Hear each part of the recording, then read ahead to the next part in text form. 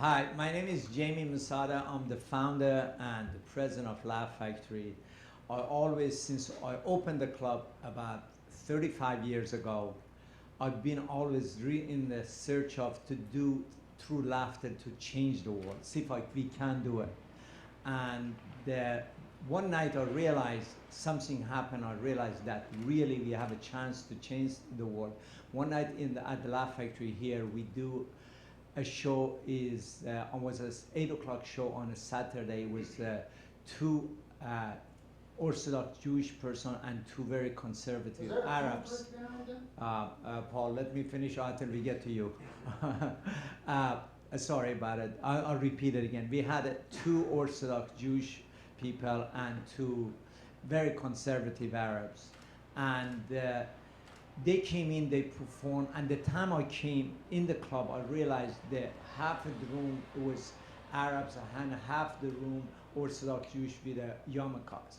And they all was the tension between them was really so thick you could cut it in a knife, and they were staring at each other. I said, oh my God, I hope I have enough insurance.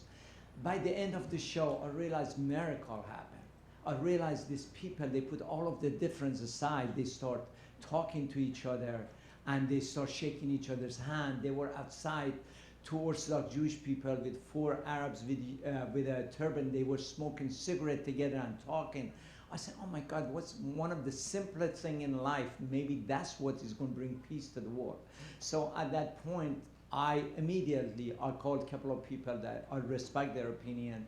One of them was Paul Rodriguez and Tom Dreesen and several other comedians that I know and respect them. I said, this has happened. They said, Jamie, maybe something is there. You should really try to figure out. Maybe it is something out there. But first, except these two people I have in here, rest of them, they said there was a joke. I said, no, it's really something happened. Then I have a couple of my friends, they had a divorce and they were in the middle of big feud. So I brought them in here. They didn't know about each other. They laughed, and the end of the show they were hugging each other. They became to the peace. I said, oh my God, we have something in here. So that's the reason I came up with the Laugh Factory Funniest in the World. We did it, the first one of them we did on 2014, and we had 32 countries participated, and every other year this thing is going to happen. And this year we have 56 countries participated. So far, 41 newspapers around the world they wrote about it. Maybe the peace come through laughter. And we are very proud of what we're doing. And now we're going to announce finalists from the 56 countries. And 2014, we had one of the very funny person. And it was funny because of this young man, Esmo, came from a country is supposed to be the happiest country in the world. And he came in, and as soon as he became the funniest person in the world, now, he touring all over the world. Everybody, they are hungry for peace. I mean, this particular one we're doing right now, we got over 20 million people around the world that vote for it. So we're hoping, we do something through the peace. And now, I have one of the comedian that he's one of the comedian. He started working for getting comedian paid 35 years ago. He's been one of my mentors. Two of them been one of my mentors for past 36 years. They're wonderful people, and his name is Tom Dreesen. He's going to announce that who is the 20th the finalist. And here is Mr. Tom Dreesen to talk to you a few minutes about where we're going and what we're doing. Here it is, Mr. Tom Dreesen. Thank you, Jamie. Thank you. Hand me that list, if you will, of the comedians. Thank you. First of all, my name is Tom Dreesen. This is my 48th year in show business. 48 years ago, this month, actually, I went on stage for my very first time. A sense of humor is the greatest gift a God can bestow upon a human being. A sense of humor, by my definition, is not when you have the ability to laugh at other shortcomings or misfortunes. It's when you have the ability to laugh at your own. That's when you truly have a great gift, a sense of humor. The greatest profession on this planet, bar none, bar none, is a stand-up comedian. It's the greatest profession on this planet. A man named Norman Cousins, was the editor of Saturday Review. He wrote a book called Laughter Math, and he wrote another book called The Anatomy of an Illness. He had been in the hospital. The doctors told him he had a bad heart condition, and it came about because of stress in his life. And they told him he didn't have long to live. He laid in the hospital, and he thought, if stress, negative input, made me ill, then positive input should make me well. So he checked out of the hospital, and he would only watch I Love Lucy reruns, Candid Camera, Three Stooges, The Marx Brothers, and on and on and on. He'd only listen to comedy albums and watch stand-up comedians live on television. He lived 27 years after the doctors told him he was going to die. Because of that, UCLA did research on what happens to the human body when it laughs. First of all, we've always known that laughter is a psychological deterrent, that the brain can't think of two things at the same time. So if a person is watching a comedian and laughing, they're not thinking of their problems, so it's a psychological deterrent. But because of UCLA doing the research, they found out when the human body laughs that endorphins are released from the brain into the bloodstream. And so after a hearty laugh, most of you know, you go, oh, and that sense of well-being comes over your body because your body has gone through an actual chemical change. So laughter is not only a psychological deterrent, it's physiologically therapeutic. Thereby, comedians are physicians of the soul. Comedians make people healthy and happy for having their experience. And if we can do this in the United States of America, and you can do it where I started out in Harvey, Illinois, on the south side of Chicago, and then it's done in Chicago and done in Boston and New York and all over this nation, then why shouldn't that healing go to all nations? And then why should we recognize that that might be our only savior? That if laughter is healing, maybe, just maybe it could cure hatred if we all laugh together.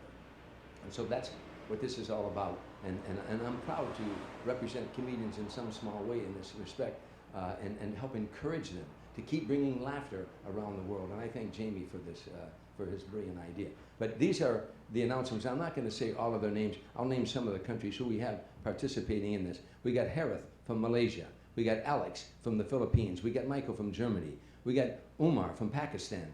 Melanie from Indonesia. Mino from India. Peja from Croatia. Faka from Singapore. Patrick from Uganda. David from Israel. We got Muriel from Brazil. We got Jimian from Ireland. We got Omar from Saudi Arabia.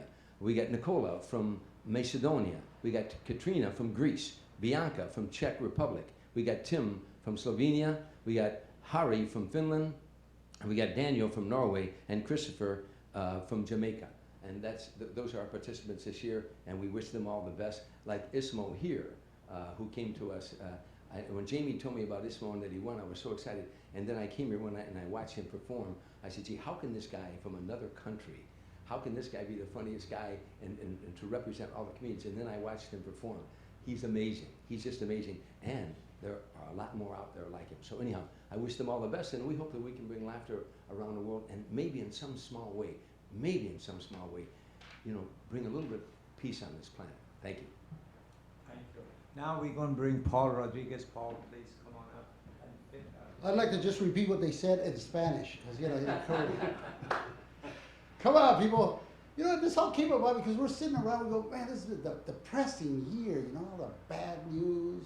You know, we had Ferguson, we had Boston, we had San Bernardino here, Charlotte, North Carolina.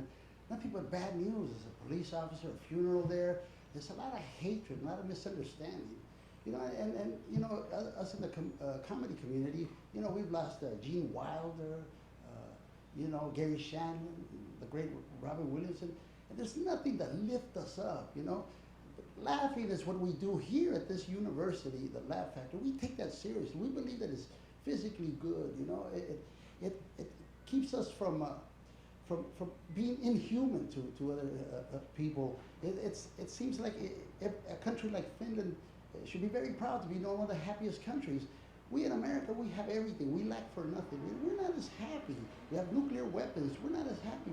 We should find an ability to attack our enemies with leaflets of Mad Magazine.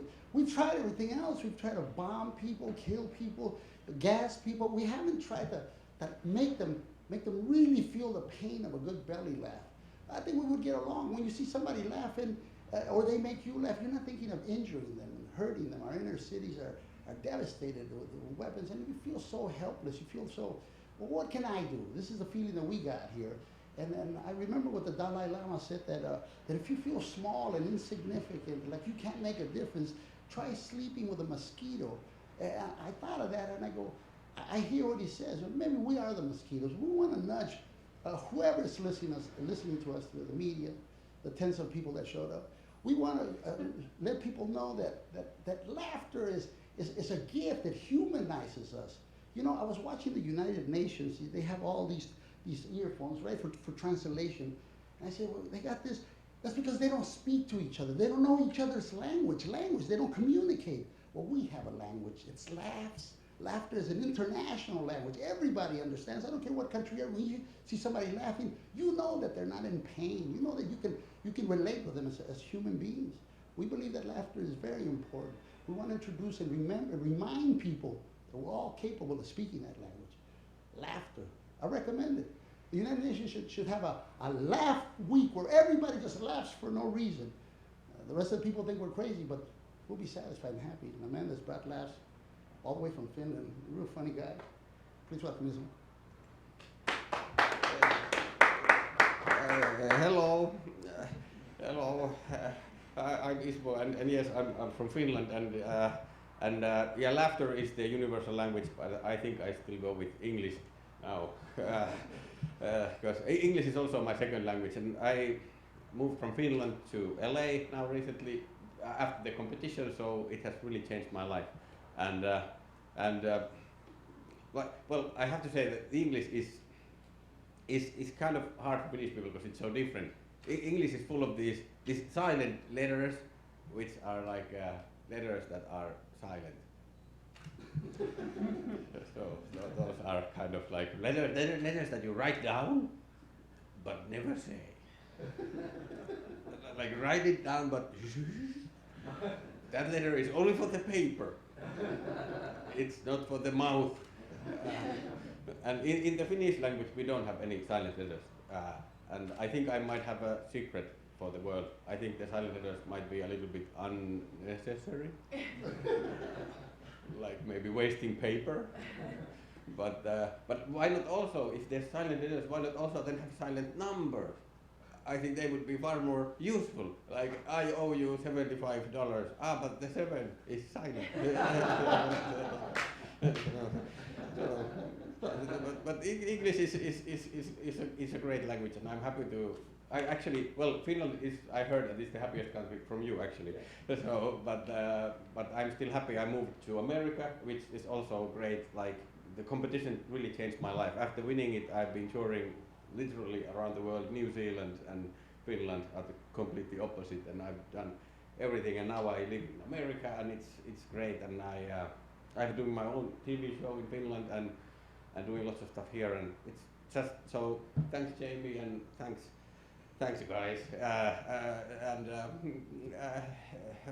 all for the future competitions for this year's competition. Good luck, and let's bring peace to the world. I think I've been trying to heal the world since I was a small kid, because my mom always said that you have to eat everything from your plate. You have to eat all the food because there is starvation in Africa.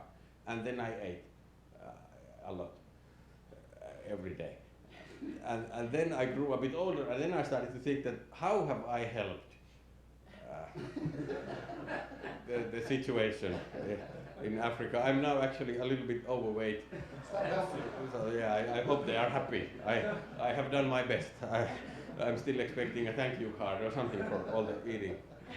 If I ever go there and they look at my belly, I will say that I did it for you. But let's really try to bring peace to the world, and I'm really proud of winning this, and good luck for the next competition. And thanks a lot. Bye. Thank you very much. Now, the finalists, they're gonna they're gonna be on. I'm sorry. The finalists, they're all going to be in Finland on December 4th to December 10th. And the competition is going to be happening in Finland, the homeland of, in Helsinki, in Finland, in the homeland of Esmo. Ethiopia's coming, but we're not sure they have a funny person, or they're just coming because they heard we had a buffet. Okay, all right. Anyway, so That's what's happening. And if you guys, any member of the press, anybody want to have any question for any of us in here, we stand in here, so please shout it out if we can answer. If you are curious about anything, you want to find out more about it. You need any So- translations of what he said? Yes, please let him know. So anybody have any question? If it's not, thank you very much for Yes, coming. Can you repeat the dates of the competition and any more details about what's happening?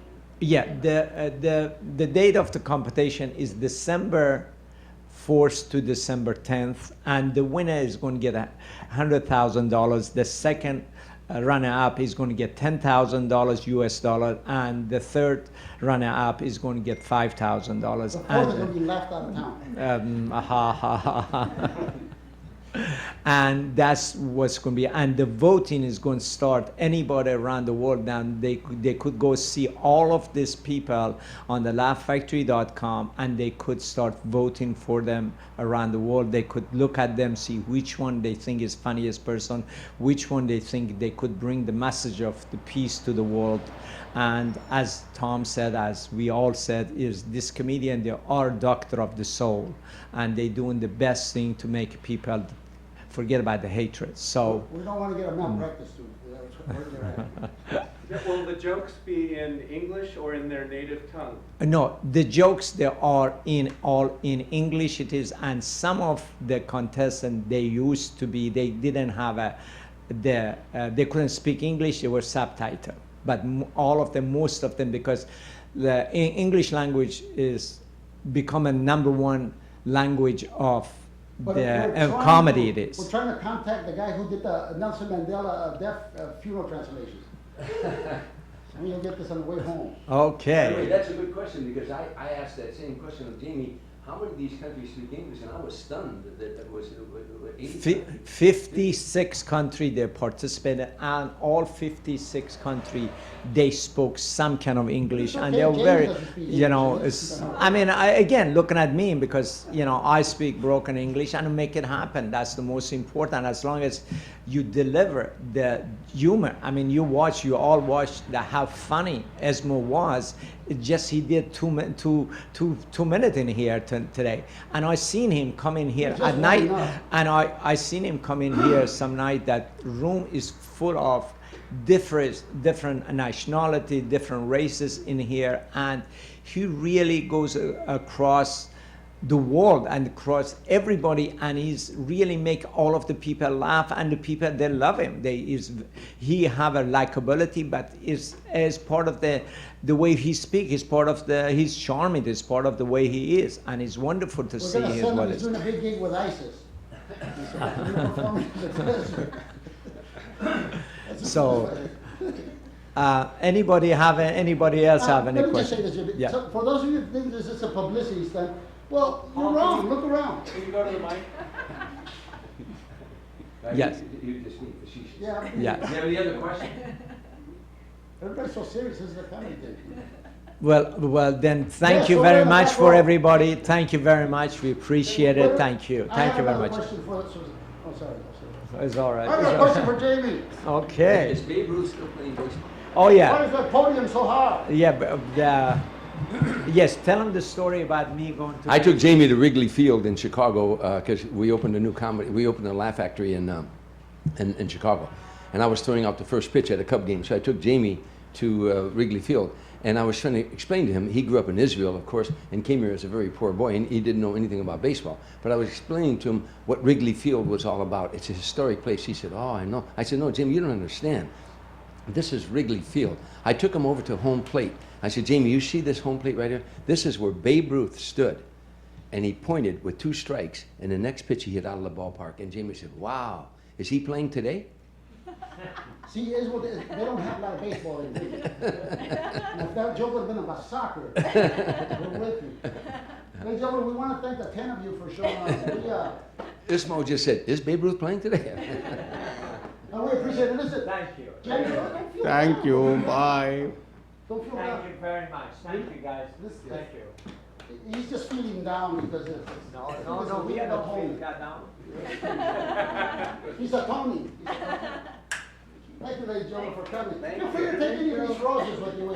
We're gonna send them to Lancaster after the show, but, we'll get that joke later. That kid is not. We love you. Great job. Come on, there's one. I'm gonna take you over to a scripture and we're gonna teach you all about